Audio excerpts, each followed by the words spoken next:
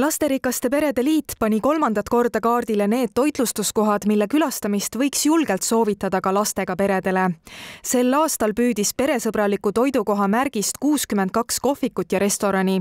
Märgise said neist 48. Tuleb tunnistada, et olukord on läinud palju paremaks kui 3 aastat tagasi. Ja on ääretult hea meel, et selle peresõbraliku toidukoha sellise tiitli ja tunnustuse on üles leidnud üha rohkem toidukohti. Tagasiside peredelt oli ääretult positiivne. Aga mis siis ikkagi muudab ühe kohviku või restorani peresõbralikuks?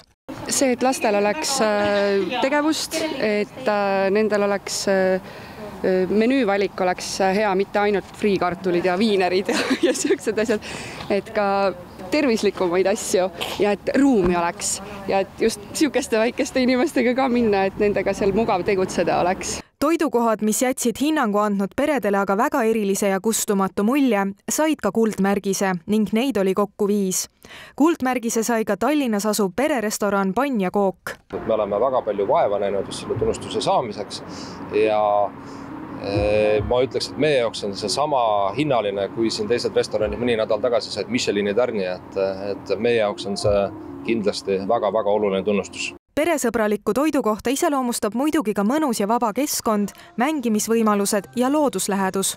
Pered on meie jaoks alati väga olulised olnud. Et ma arvan, et see koht siin Nõmmel puude vahel, et see juba ise, see atmosfäär loob seda peresõbralikust ka.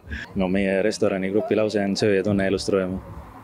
Peresõbraliku toitlustusasutuse märgise kampaania eesmärgiks on tunnustada toidukohti, kes pakuvad lastega peredele meeldejäävaid restoranielamusi ning julgustavad lastega peresid rohkem väljas söömas käima.